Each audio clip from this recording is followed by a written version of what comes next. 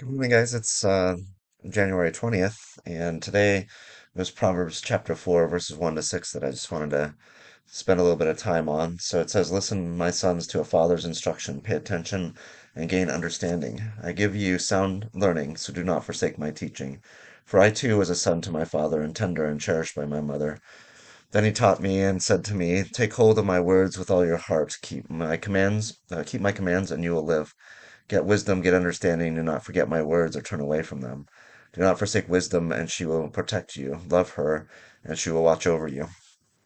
So just thinking about those words and thinking about maybe the fact that they were written by Solomon, probably by Solomon, or at least that they passed through his hands at some point, and he read them. I was thinking about the instruction he must have gotten from his father, and Solomon didn't do it perfectly, certainly, in his life, and then he's now passing that advice on to his sons, and I'm sure his sons were able to see that he hadn't done perfectly what his father told him to do, and none of his sons did perfectly what he instructed them to do either. So just reflecting on the fact that it's a bit tricky handing down instructions from fathers to sons. I don't know that fathers always do that perfectly.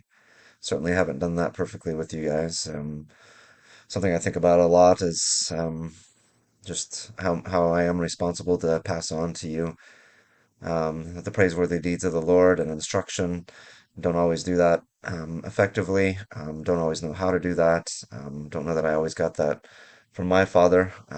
My hope and my desire is to pass that on to you, and I hope that you will to your sons too. So I don't know. I'm just to tell you. Yeah, it's just not easy to pass that on from one generation to another. It's not easy to know um, sometimes why a son won't take from his father the advice that he might take from somebody else, or when a son is ready to hear from his father that advice and put it into practice. I don't think you guys have been resistant necessarily to hearing advice from me, but I don't know that you've always been eager to hear that either, and I understand that. So all I'm saying is I think it's tricky for you to hear that from me, but I hope that you will take advice from me, that you will take a pattern of life from me, that you will take the good and ignore the bad. And you guys, honestly, the whole reason I put together Grace Chapel Bible Institute maybe so many years ago was in hopes that someday it would be beneficial and valuable to you. But I don't know that that time has come yet for you. I know some of you have taken the classes, some of you have taken all of them, some of you have taken some of them, some of you haven't taken any of them. But my hope that would be that that would be a place where you would benefit from in some future time.